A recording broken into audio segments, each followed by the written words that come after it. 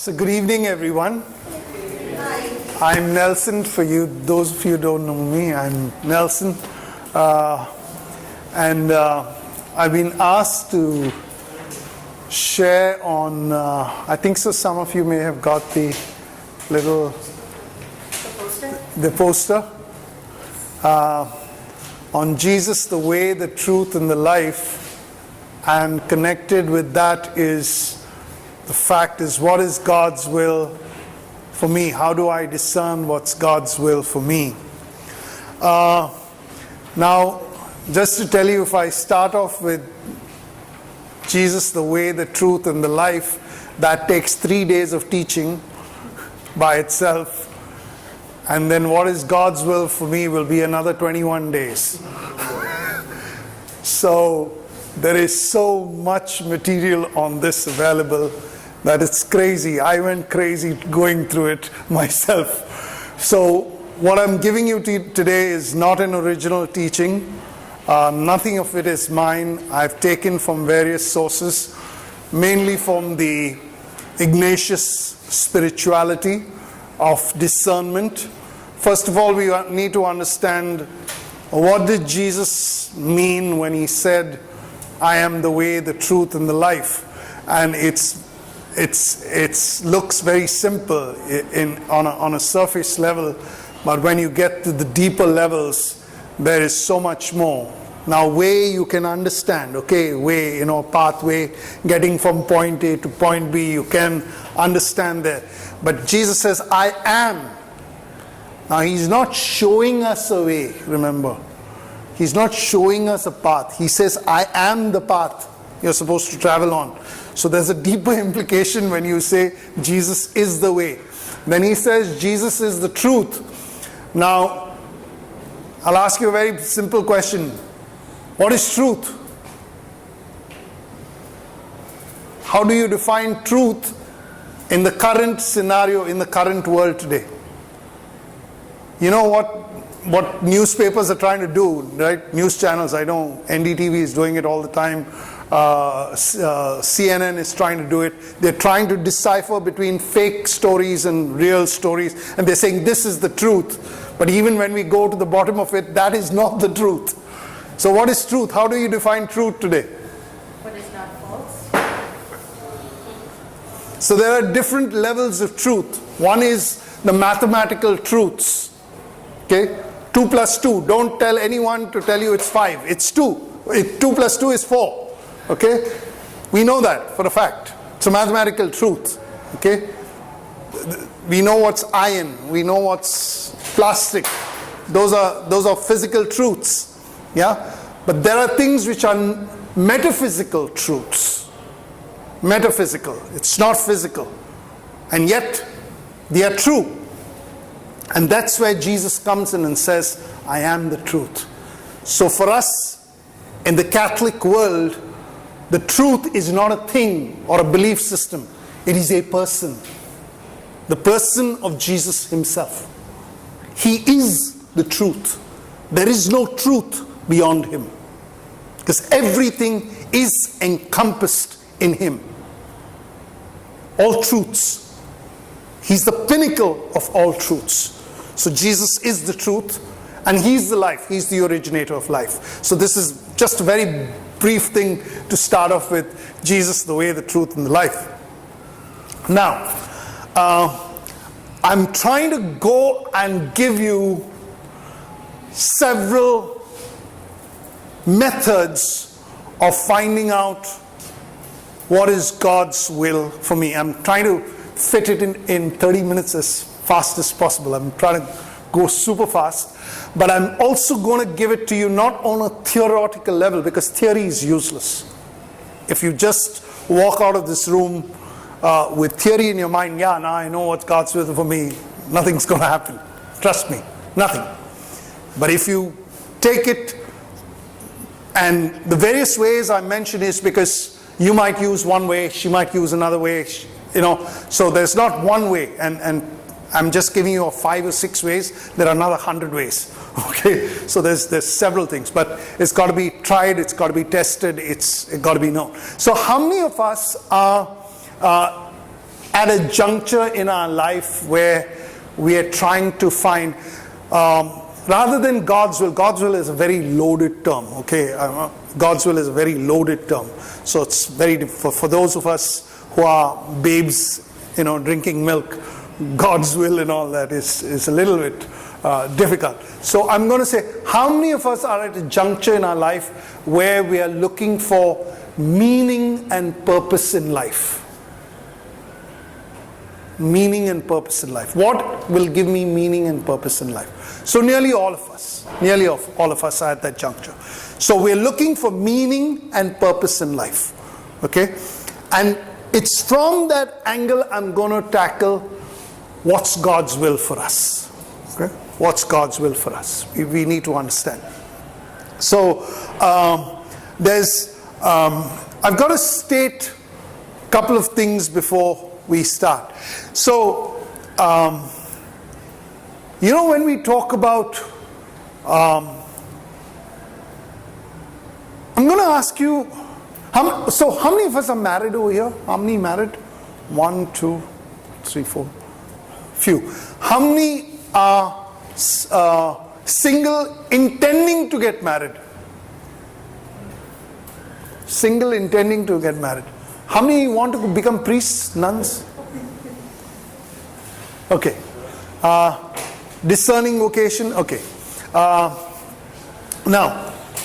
one of the things we need to understand is that God is big. God is big. You know how big? How big is God? Huh? So I was reading up on stars. Okay, and any science geeks over here? Any science geeks? Yeah, you know the biggest star? Science fiction. No. That's small. That's small. VY Cannabis Majoris or something like that. It's 4,900 light years away from the Earth. 4,900 light years. Okay, that's how far it is, and its radius is 1,540 times the size of the sun. So if it was placed where the sun is today, it would reach up to nearly Saturn. That's how big it is. From where the sun is, its outer surface would touch Saturn. That's how big it is. Okay? And our God is much bigger than that. So, He's the size of the universe. And you know what's about the universe? It's constantly expanding. It's constantly expanding. Okay? So God is big. He's massive. Okay? And He's so massive, and yet He deals with the atomic particles in your body. Okay? You know what's the smallest part in your body? Molecule, atom, then electron, protons, and then quarks. Quarks. The smallest known particle is a quark today. They say that there's something smaller. They've not yet discovered it yet, but they know something is smaller. Okay? So God is the God of quarks as well as the God of the universe. So that's how small, detailed He can be, and how magnificent He can be. So you have to understand the concept that God is not just magnitude. He also goes down to the minutest details. And that's why He says, I have formed you in your mother's womb. Before you were born, I formed you. I knit you together. I put you together. Now, before we understand what God wants for us, or what would give us meaning in life, we need to go to the basics. And this is what St. Ignatius tells us. Why did God create me? What's the answer? Basic catechism of the Catholic Church? To love Him, to know Him first. To know Him, to love Him, and to serve Him. To know Him, to love Him, and to serve Him. Why did God create me? To know Him, to love Him, to serve Him. Where does that come? Where does that catechism come from? The first commandment. What is the first commandment? I am the Lord your God. You shall love me with all your heart, your mind, your soul, your strength. Okay? And the second commandment is like it in the New Testament. We have it. Jesus said the second commandment is as good as it. Love your neighbor as yourself. In fact, St. Paul omits the first one and says, love your neighbor as yourself. That is the law and all the commandments. Okay? So, the principle is love. For this, we need to understand what is love.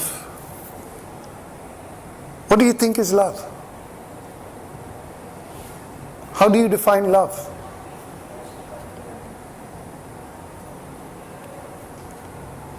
It's willing the good of the other. Willing the good of the other. Very good. The Catholic definition of love is to will the good of the other. To will the good of the other. We have a more refined definition today. To decide. To decide. To decide in your mind, in your heart, that you will do something or wish something or be something for the person. Okay? So decide. Love is a decision. It's not based on feelings. It's a decision. So you decide to love God and then you go with your decision. Now, what St. Ignatius says generally is that what do people do? People get into messes, a lot of mess, a lot of time. Why? Because we decide to do something and then we ask God to bless us. I met this wonderful girl. I'm in love with her. I'm going to get married. Lord, please bless me. Okay? And very often, it's not the person of my choice. We are incompatible. All couples are incompatible. I've never met a compatible couple till today. Correct me if I'm wrong. Including myself and my wife. We are totally incompatible. Okay? So, but we think we've made the wrong choices, or think of people who've even joined the priesthood. They've joined the priesthood, they've gone in with that desire, and then they get disillusioned after some time, and then they leave. For whatever reasons, they meet somebody else, or they find that the priesthood is not giving them that joy or what they set out to be. So they leave. So St. Ignatius says that this is a wrong thing. We must put God first and then make the decision. So if we've taken the decision first and asked God to bless us, it could go horribly wrong. But we must ask God. Now, what is the purpose? What is the purpose? What is our sole purpose in life? The Catholic faith teaches us we have two main purposes in our life. One is to glorify God. Second is the salvation of our souls. So to glorify God and to save our souls. This is the prime purpose of our lives. So whenever I am choosing whatever decision, big one or small ones, now we'll come to the ones where, the everyday ones also we'll deal with. Okay, but I'm talking about here the big decisions. Now, one of the things is we must never make a major decision when we are going through turmoil. Last thing you do. If you're going through turmoil in your soul, don't make a decision. It's better to defer, no matter how urgent the decision is. Don't make a decision. A simple example I'll give you is, say for example, you were running a $5 billion company. Okay? $5 billion company, and you want to decide whether to sell or to float the company. Okay? Whatever you decide. And you're very angry. Will you make a right decision? Simple, you won't.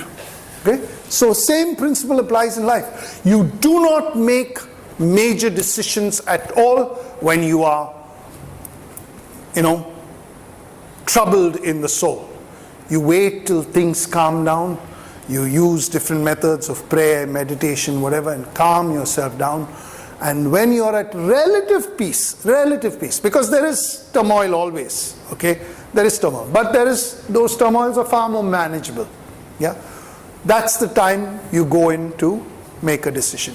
So he says, the first thing I must ask, will this glorify God? And will this enhance the salvation of my soul? You got that? This is very important. This step must, through all the steps, through all the methods, this prime goal must be kept at this thing. So if I want to get married, I ask myself, this girl that I met, this boy that I met, are we going to glorify God? Am I going to glorify God more through this relationship? Second, will this lead to the salvation of my soul and the person's soul? So that is a very, very important question. Okay? So we must ask this question. Yeah? Now you see why people get it all wrong? Because they don't ask this primary question, will this glorify God? Okay? Now I'm going to give a quick method. Okay? Quick method. You can take this down. So there's a method suggested by one of the priests, Father Smiths, and it's very quick. I thought it's this thing. So first, say for example, doors. He mentioned this in doors. It's the same Ignatian principle, but in the way of doors. So the first door he asks is this a good door? Okay, is this a good door? Okay, so good door means, is my step going to contravene any of the teachings of the Catholic Church? If it's going to contravene any of the teachings of the Catholic Church, it's a bad door. Close it over there. Okay? So I need to make sure that the door is a good door. Okay? Yeah. Second, the second door, is it an open door? Open door. Okay? Say for example, I'm a married man. Okay? And I'm thinking of becoming a priest. Is the door open to me?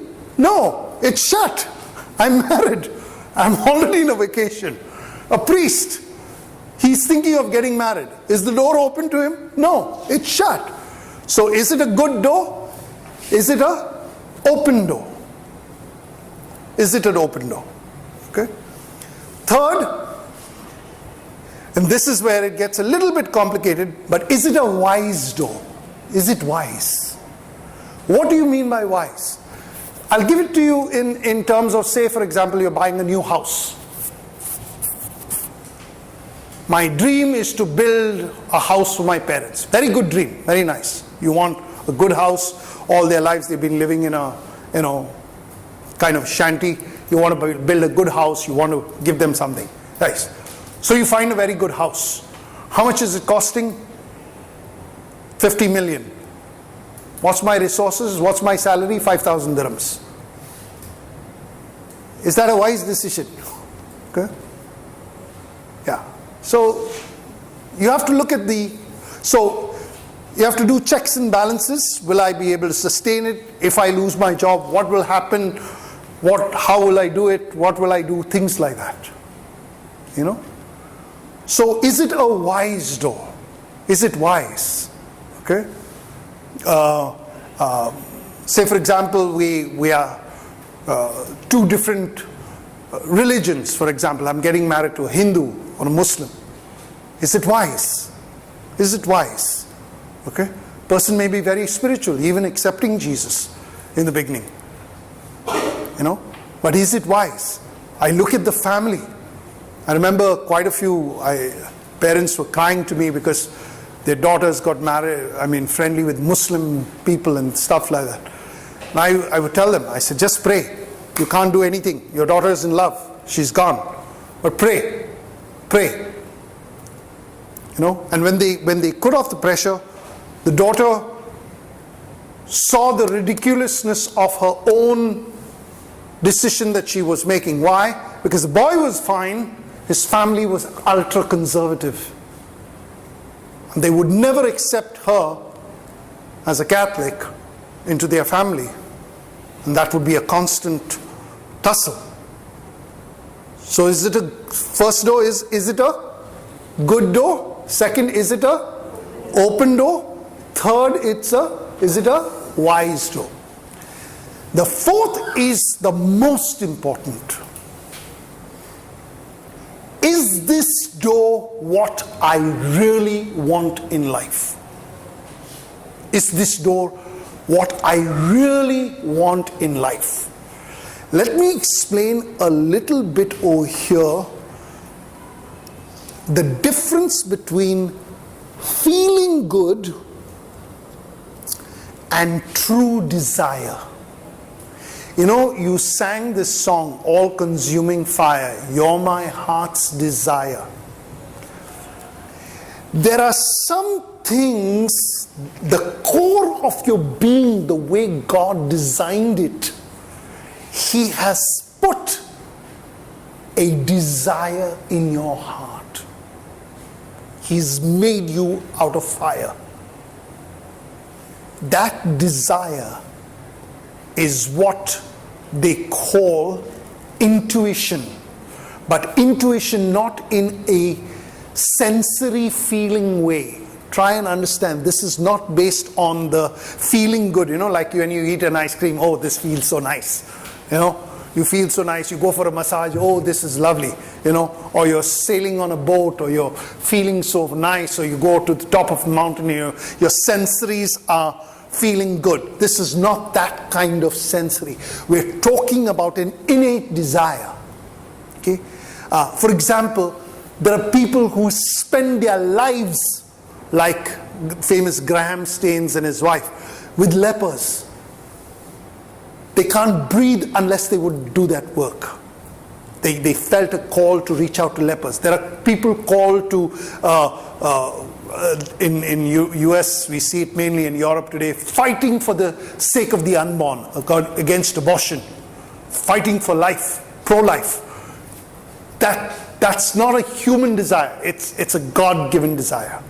It's not stimulated by some placards and people shouting out, some good morchas or some good political move. No, it's based on people who have a passion to save the unborn. If they don't do it, they'll die. They'll die. Okay? So God has given you a desire. He's made you with that desire. And what is that desire made out of? Fire. It's made out of fire. Himself.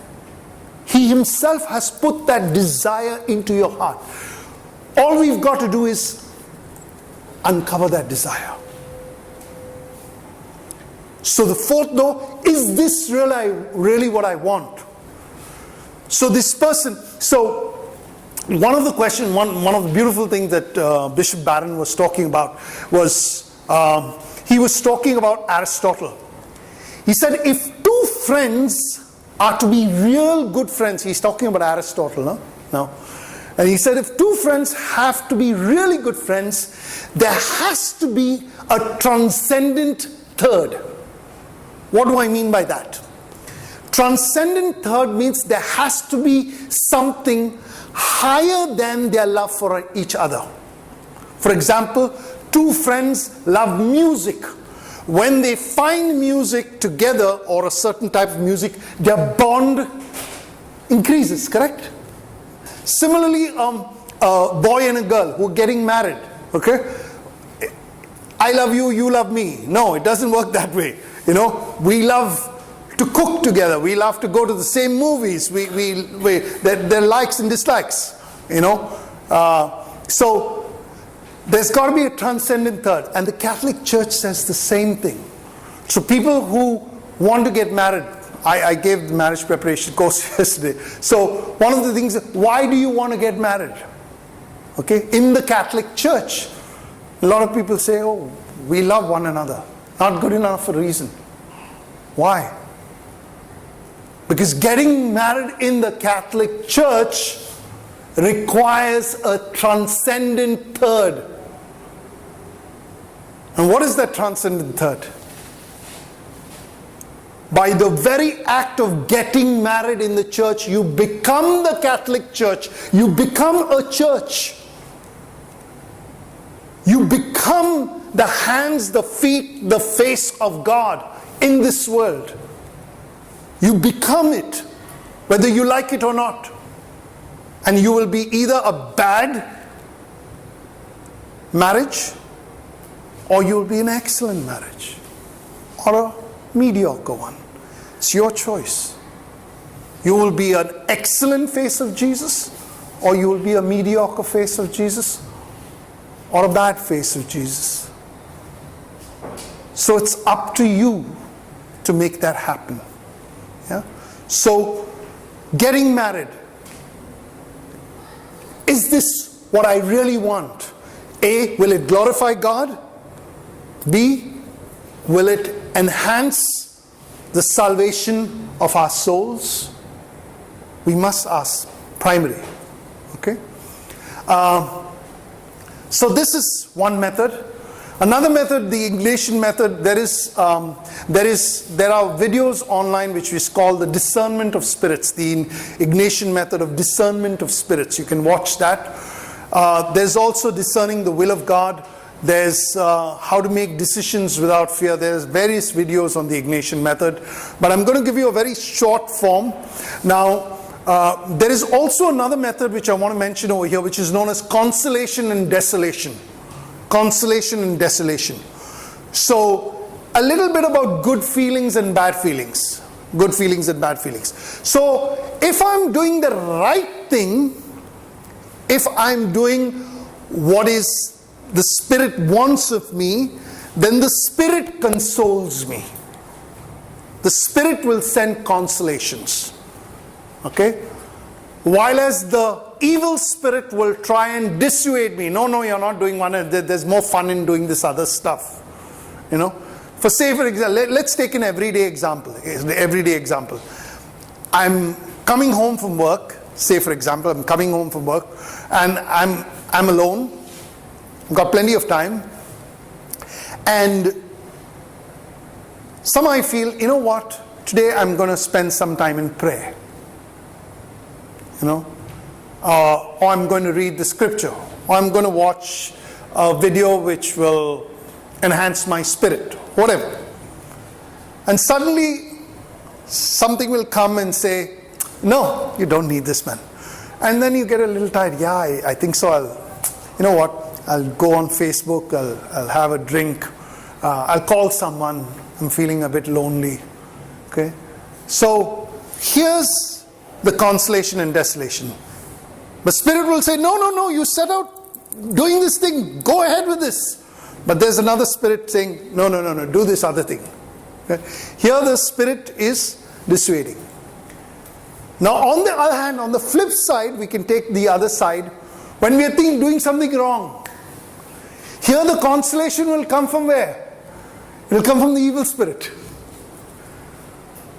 Relax, man. Don't go for your exercise today. Relax. Be cool. You know, take it easy. Don't bother. You know, the evil spirit will bring life. While as the Holy Spirit will tell you, get up, come on. You're wasting your time. You can do better. You can do better. You know? So there's this constant battle, and the battle is within our souls. Your soul is a battleground. Make no mistake of that. Where's the battle happening? not in Syria. Okay, not with ISIS, not with Al Qaeda, not in Afghanistan. The battle every day, every moment is your soul. Every moment. He's battling for your soul. Satan wants to take you away. Make no mistake of that. He's battling for your soul. Okay? So, knowing this consolation and desolation.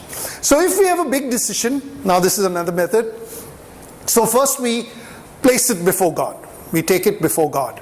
They say one of the good methods is, say you want to get, say you've got two proposals. Say it's not a love marriage. You've got two proposals. Should I go with Anita or should I go with, Samantha?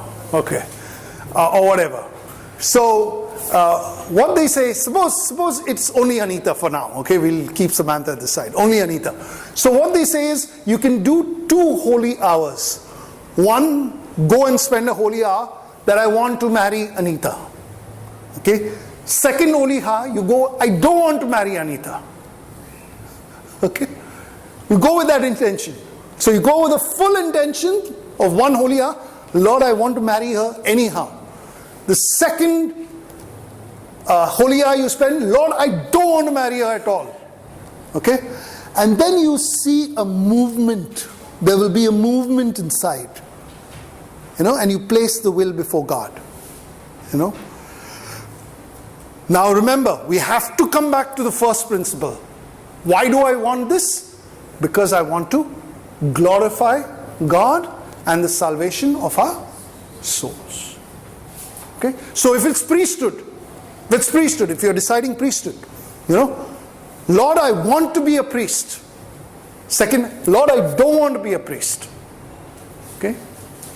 Okay. Once you've done that, then you ask God, before that, one step. You need to weigh the balances. You will need to weigh the pros and cons. You need to weigh the pros and cons. Yeah? You weigh the pros and cons. How do you weigh the pros and cons? Okay. Now, what you do is advantages, okay?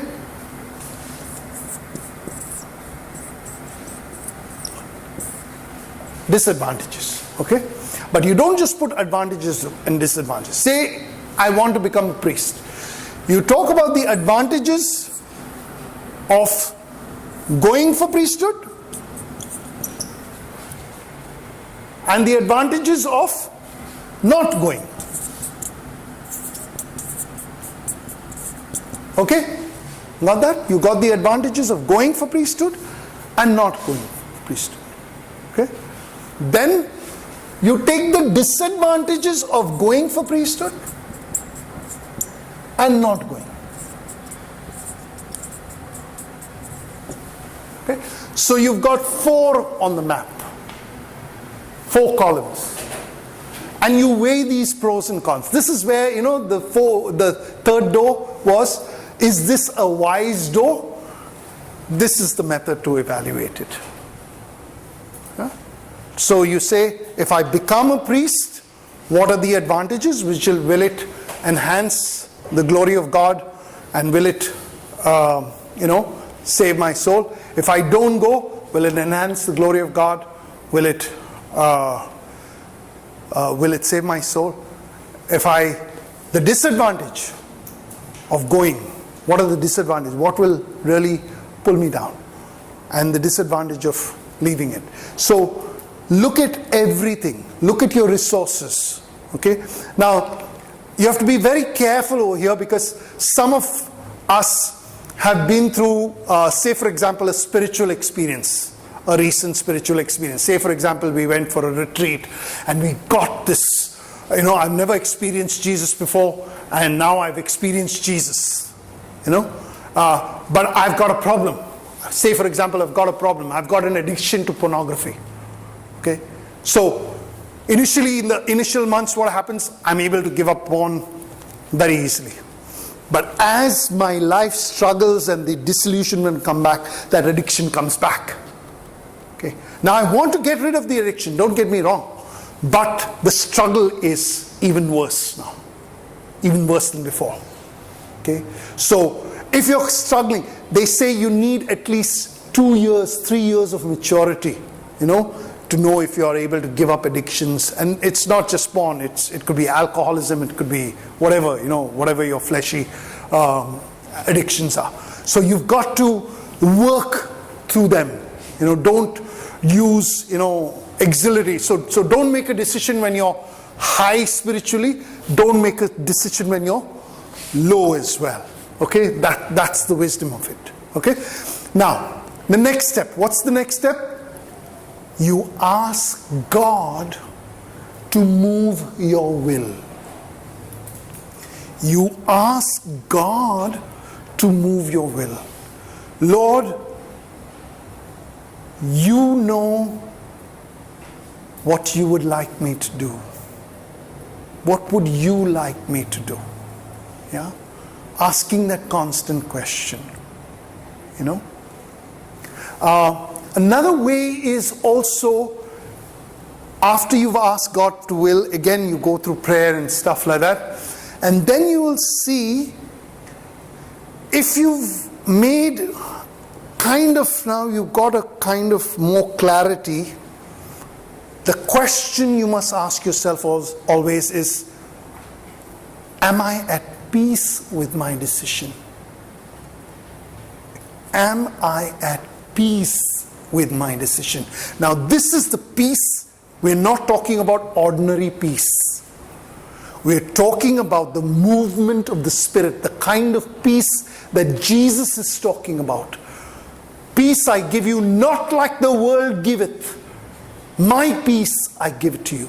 Now this peace is deep in the soul. Deep in the soul. And you will be at ease, in your decision. Another method, very quickly I'll give you, is imagine now, say for example, you've got a friend. You meet a stranger, total stranger, and he comes to you for advice. And what's the advice he's asking you for? The same problem you're facing. How would you advise him? Keeping in mind that he needs to glorify God and advance the salvation of his soul. How will you advise? Keep that advice for yourself after advising him. Okay? That's another way. Another way is the deathbed.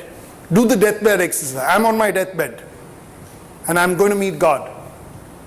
What do I think God would have been glorified in my life, in the little time that He gave me? Okay, these are few methods I'm giving you. Now I need to give you something which is very important.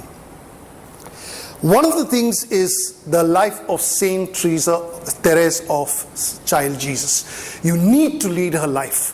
Why?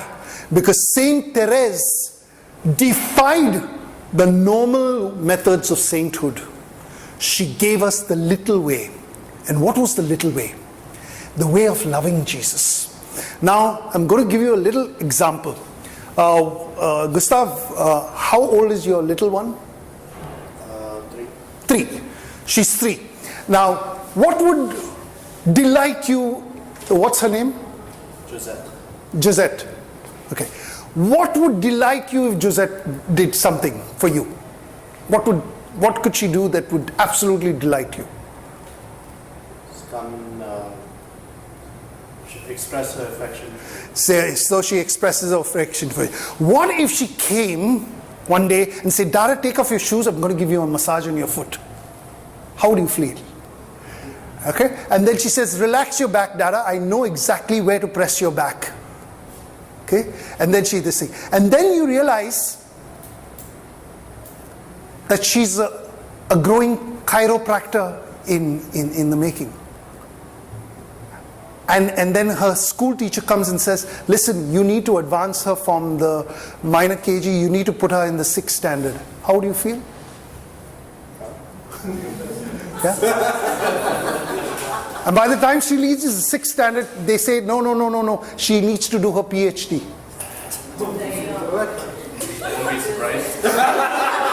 All those years of school you don't have to pay for. The way of love. God gave us a free will. Why? He never made us robots. Why? Because He wants us to love Him out of our own free will. Little things if we can do, not great things. Mother Teresa was quoted with the words, Jesus doesn't want us to do great things, little things with great love. It was not Mother Teresa's words, it was Saint Teresa of Lisieux. Little things with great love. That's the way to become a saint. God wants you to become a saint. Make no mistake. He wants you to be like Him. Period. Unless you are like Him, you can't enter heaven, for heaven's sake. He wants you to be like Him.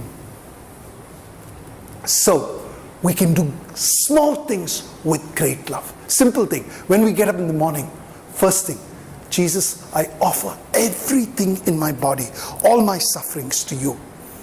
Pray. How much time do you spend in prayer? How much time? Huh? If I'd ask you to increase it by 5 hours? How about 24 hours? We need to be in touch with Jesus 24 hours a day. The rosary, the power of the rosary. Saint Louis Montfort, consecrate yourselves to Our Lady. Why? You know what you do with the consecration? You become a slave of Mary. What is a slave? Why is a slave different from a servant? What's the difference between a slave and a servant? No. A servant gets paid. A slave has no rights whatsoever. She gets to do what she wants with your life. But do you think she wants anything less than to make you a saint? There are two ways to become a saint. The aesthetical way. You know what's the aesthetical way? Suppose I want to carve a statue and I've got a piece of marble. I've got a chisel. And if I put one wrong chisel, that whole marble is destroyed.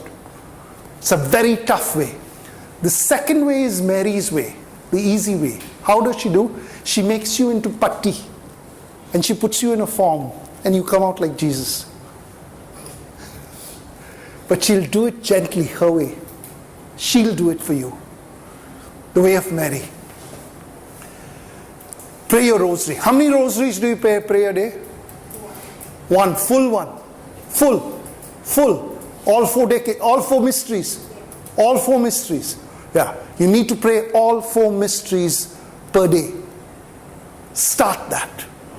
The joyful, the sorrowful, the glorious, and the luminous. All 4 mysteries. Make it a practice. Spend time with God. That's your first love. He is your first love. He desires your love, nothing less. You will find God. You will find Him doing marvelous things with your life. It's going to be difficult, but you will do it in the loving way. God bless. Yeah. I just had a question actually. Yeah. You know, right? Speaking about glorifying God, that term glorify is often thrown around. Yeah. And a lot of us assume we know it, but I think a lot of us don't. Yeah. So how would you define the act of glorifying God? What is it to glorify God? So one of the things of glorifying God is not just a theoretical concept. You're absolutely right. Glorifying God, we only think of going to church and bowing before God in the Eucharist, and those are right. Those are right. But glorifying God means I start doing things. Say, for example, I've got a colleague. Let's take a colleague in the office, okay, who's a real pain in the whatever part of me, okay. So and I normally what I'm doing is trying and avoiding this person, rather than avoiding. I go one day and say, listen, Why don't we have a cup of tea together? Take him out. Initially he'll say, he'll reject you. But keep at it. Bring him a sandwich. Find out what he likes. Thank him for certain things that he's done, even not for you in the office. He's thoughtful, he's conscientious, he's committed. Point out his good, and you will befriend that person. What are you doing then? Glorifying God. You're glorifying God through difficult people. Opportunities come in your life. Opportunities, somebody who's really nasty with you, and you can really, you've got a voice and you've got the ability to this thing. And you say, thank you for pointing out that to me. Somebody who's nasty. And they will be taken aback. That rather than hitting back, you're humbling yourself. You humble yourself, you'll be exalted. So learning humility, learning meekness, learning to be kind, learning to be considerate, learning to become what you could for, and yet challenging them. Not being a namby-pamby guy. We need to know how to challenge people, because what do we want for them? For their souls to be saved. For your worst enemy. If you look at hell, you wouldn't want your worst enemy to go to hell. Trust me. The worst person who's done the worst crimes on earth, you wouldn't want them to hell. This is the locution of the saints. They have advised us. You wouldn't want your worst enemy to ever go to hell. So you are constantly with this mindset of, I want to bring Jesus, even to a Muslim. Oh here, you be kind, you be gentle, and they recognize you. One of the Muslims locals saw me praying the rosary. Oh, you pray? I said, yes. So how long do you pray? I said, about 2.5, sometimes 4 hours. He was like, So, you can glorify God, but it's being the person rather than saying things. Yeah? So, thank you.